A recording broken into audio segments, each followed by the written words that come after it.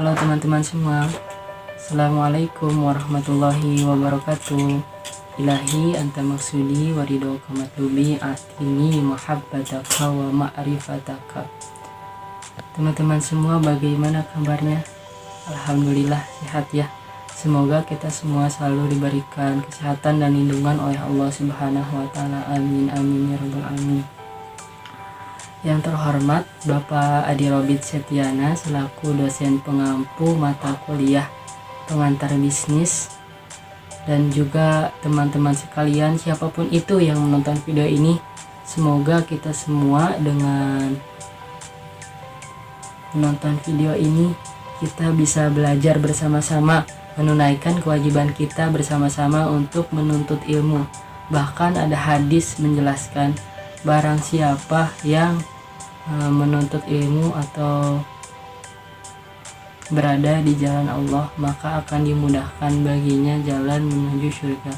Dan mudah-mudahan dengan kita belajar bersama-sama, dengan kita sharing berbagi ilmu, kita semua dapat dikumpulkan di surganya Allah nanti. Amin amin ya rabbal alamin. Sebelumnya perkenalkan ya, nama saya Fajri Ramadhani dari kelas manajemen 1B dengan NIM 2101017. Oke, saya dari STIE Latifah Mubarokiyah, Pondok Pesantren Suryalaya, kampus tercinta. Baik, mungkin cukup perkenalan dari saya. Kita lanjut ke materinya. Jadi di sini pada kesempatan kali ini saya akan membahas tentang analisis SWOT.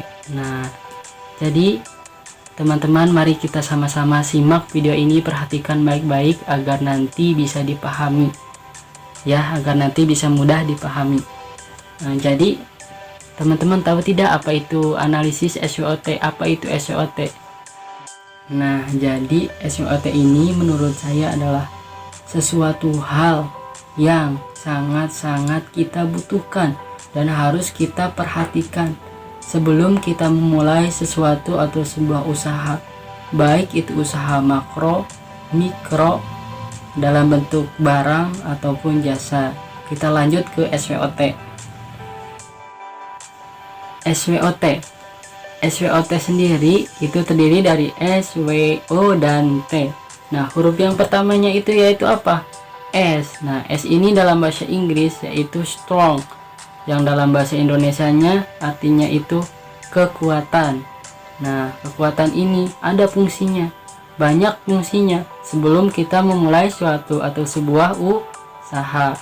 Nah, teman-teman tahu tidak, kekuatan ini itu kita gunakan untuk bercermin terhadap bisnis sesuatu yang akan kita mulai. Misalkan bisnis apa?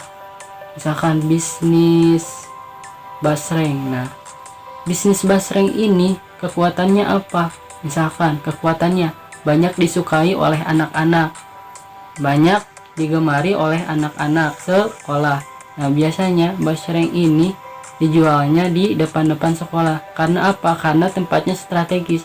Nah, itu bagian dari kekuatan. Berikutnya kita lanjut ke huruf yang kedua, S, W. W itu apa? W itu dalam bahasa Inggris namanya weakness, yang artinya dalam bahasa Indonesia yaitu kelemahan. Nah, kelemahan ini sangat berhubungan dan berkaitan dengan kelebihan atau kekuatan yang tadi, strong yang tadi. Nah, kalau misalkan kelebihan atau kekuatan yang tadi itu kita maksimalkan. Nah, kalau kelemahan yang ini itu kita minimalkan. Jangan sampai apabila kita sudah tahu kelemahan dari suatu usaha, kita diam saja dan tidak ada tindak lanjut, maka usaha itu otomatis tidak akan berkembang dan tidak menutup kemungkinan itu akan gulung tikar atau bangkrut.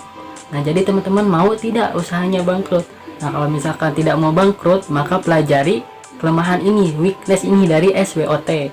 Ketiga, setelah S dan W yaitu ada O. Nah, O ini apa?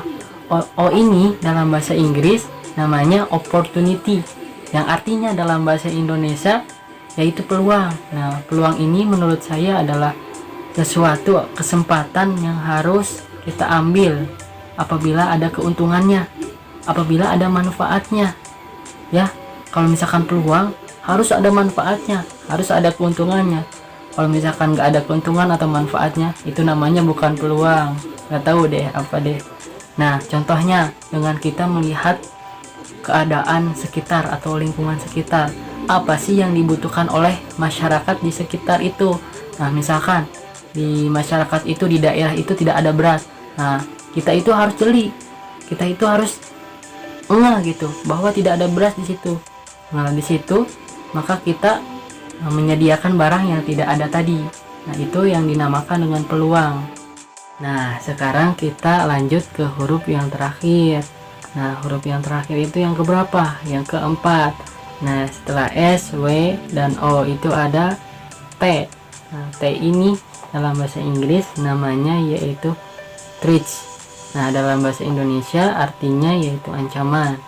Ancaman ini bisa terdapat dari luar dan dari dalam, eksternal dan internal. Nah, contohnya saja, di ancaman itu ada pesaing. Nah, pesaing. Misalkan kita jualan batagor. Nah, pesaing itu sama juga jualan batagor. Tetapi ancaman ini kita jadikan sebagai peluang. Kita lihat pesaing kita ada kesamaan atau ada kekurangan tidak. Apabila ada kekurangan, maka kekurangan itu jadikan manfaat untuk kita. Apabila ada kesamaan, maka kita tambahkan inovasi dari produk kita, dari sesuatu yang kita jual. Yang tadinya belum ada, itu menjadi ada. Nanti seperti itu. Kita harus pintar-pintar mengambil peluang. Jangan sampai peluang kita diambil sama orang lain. Nah, seperti itu. Mungkin cukup sekian pemahaman atau pembahasan dari saya.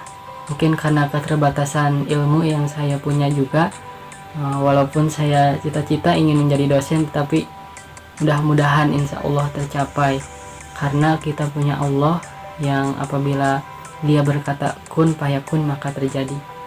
Mudah-mudahan apa yang saya sampaikan itu bisa bermanfaat untuk teman-teman semuanya. Apabila ada kesalahan, pasti banyak ya kesalahan. Apabila ada salah-salah kata juga, mohon dimaafkan ya, karena saya juga sama masih belajar.